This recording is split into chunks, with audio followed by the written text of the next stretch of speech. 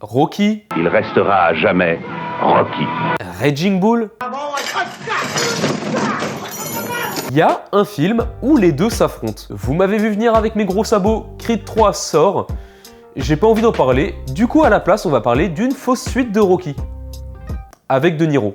Rocky, Jack LaMotta, 16 ans après Copland, où Stallone et De Niro étaient en tête d'affiche, ils se retrouvent en reprenant leur personnage culte de boxeur. Sauf qu'on n'a pas les droits.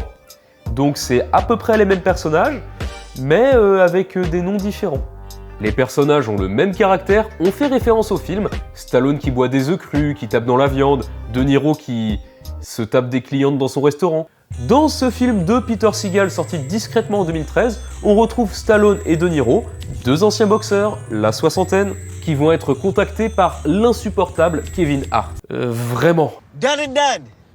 That is done. Pour faire un match retour qu'ils auraient dû faire il y a plusieurs dizaines d'années. Ils étaient tous les deux champions, ils ont fait 2 matchs l'un contre l'autre, à chaque fois l'un des deux a gagné, et ils ont jamais fait de match retour pour trancher et savoir qui est le meilleur. Parce que Stallone boude. Stallone fait du boudin. Il boude parce que Kim Basinger, sa meuf, a eu un gosse avec son rival De Niro. Ce qui... Bon, déjà se faire tromper c'est chiant. Ensuite ta meuf tombe enceinte, c'est encore plus chiant. Et ensuite, c'est ton pire ennemi, ton ennemi numéro 1, le mec que t'aimes le moins sur Terre qui l'a mis enceinte. Moi, je dis motif de rupture. Et au moment où il prépare le match, elle revient dans ses pattes. Mais alors bon, ce film, il vaut quoi? Qui l'a réalisé? Peter Seagal, auteur de comédie romantique avec Adam Sandler et La famille Folding. Donc, sans trop de jugement, c'est réalisé comme un téléfilm. C'est réalisé comme un téléfilm.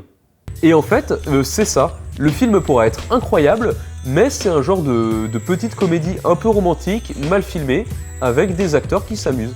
Ils s'amusent tellement qu'ils portent le film, ils portent le film en entier. La même histoire avec des acteurs différents mais réalisés pareil, tout ça, ça aurait clairement été nul. Bon, on a Kevin Hart en comic relief qui est juste horripilant, mais sinon ça va. Et forcément, un grand fan de Rocky comme moi, qui a vu le film genre une 50aine de fois, quand j'étais gamin c'était mon film préféré, tout ça, ouais, match retour du coup j'ai bien aimé. Mais par contre, je pense que le commun des mortels va trouver ça très nul, hein. C'est vraiment que je suis pas du tout objectif. Parce que déjà j'adore Stallone, d'ailleurs la première vidéo de la chaîne c'était Stallone, et j'adore De Niro aussi, c'est peut-être mon acteur préféré. Et là il y a Rocky avec De Niro, je sais pas, forcément j'adore le film, mais c'est pas un bon film du tout, hein. Attention.